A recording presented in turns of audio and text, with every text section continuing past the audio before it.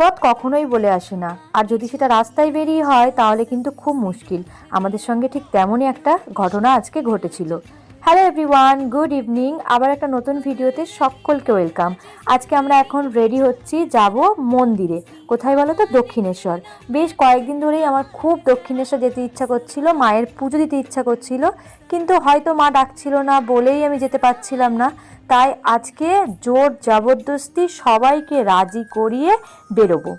এখন হচ্ছিলাম রেডি, আর এই লাল শাড়িটা আমার খুব পরতে ইচ্ছা করছিল, কিন্তু এর সঙ্গে এই ব্লাউজটা ঠিক যাবে কিনা বুঝতে পারছিলাম না। তবুও মন চাইছিল বলে আজকে মনের মতো করেই সাজলাম। তারপরে আমার যেটা মনে হয়েছে সেরকমভাবেই সেজেগুজে এখন রেডি হয়ে নিয়েছি। আর আমার রেডি হতে একটু দেরি হচ্ছিল বলে বাবাই তো এসে আমাকে ডাকছিল যে আর কতক্ষণ লাগবে, তাড়াতাড়ি চলো। কারণ বাইরে কোথাও ঘুরতে যাওয়ার কথা হলে সব থেকে বেশি যে খুশি হয় সে হচ্ছে এই পুচকুসোনাটা।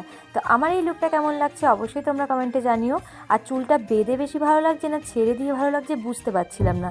আসলে এই গরমের মধ্যে চুল ছেড়ে দিয়ে থাকবো এটা তো ভাবতেই পারি না। তাই নিচে এসে আবার একটা খোপা বানিয়ে এখন বেরিয়ে পড়েছি। আজকে রাস্তায় বেশ ভালোই ভিড় ছিল, তাই বাবাইয়ের সঙ্গে রাস্তার মধ্যেই আমাদের গল্প করতে করতেই কেটে যায়। আর ওয়েদারটা বেশ ভালো। রাস্তায় যেতে যেতে হঠাৎ করে দেখলাম এই ফালতু চায়ের দোকানটা। এরকম আমার দোকানের নাম হয়, কিন্তু চাটা এত ভালো খেতে, মুখে জাস্ট লেগে থাকবে। দোকানটার নাম ফালতু হলেও কিন্তু খাবারগুলো একদমই ফালতু নয়। তোমরা অবশ্যই এদিকে এলে ফালতু চাটা একবার হয়ে ট্রাই করো, তোমাদের জাস্ট মন ছুঁয়ে যাবে। তারপর আমরা কিছু দূর এগোতেই একটা বাজে খবর শুনলাম, সেই কারণেই আমরা আমাদের প্ল্যান ক্যান্সেল করে চলে এসেছিলাম সিটি সেন্টারে। সিটি সেন্টারে জানো তো অনেক বছর আসা হয় না। আগে খুব আসতাম, গরমের মধ্যে বাইরে কোথাও ঘুরতে যাব ভাবলেই সিটি সেন্টারের কথাই মনে পড়তো। কিন্তু অনেক বছর যেহেতু আসা হয় না, আর মামুনি সিটি সেন্টার আসতে খুব ভালোবাসে, সেই জন্য আমাদেরকে বলছিল ছোটো সিটি সেন্টার থেকেই ঘুরে আসি। তাই আমরা ওখানে যাওয়ার আগে এই ফুচকাটা খুব ফেমাস, সবাই বলে নাকি ভীষণ সুন্দর হয়।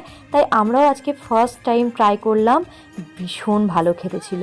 আর ফুচকা যতই খাই না, এই যে মিষ্টি চাটনি দিয়ে একটা লাস্টে ফুচকাটা দেয়, এটা না দিলে আমার মাথা কাজ করতে থাকে না। তাই এটা আমার কাছে সব থেকে আগে পাওয়া। তারপর আমরা চলে এসেছিলাম সিটি সেন্টারে। এখানে আসার পর বেশ ভালো লাগছিল, আর প্রচুর ভিড় ছিল, মানে যেটা ভাবতে পারবে না এত পরিমাণ ভিড় ছিল।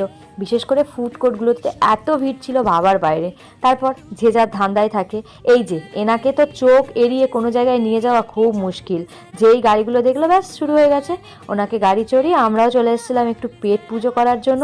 আর এখানে আসার পরে তো আমাদের ভাবছিলাম কতক্ষণে শেষ হবে। তো চলো, ভিডিওটা কেমন লাগলো জানিও। দেখা হবে আবার নেক্সট ভিডিওতে। বাই।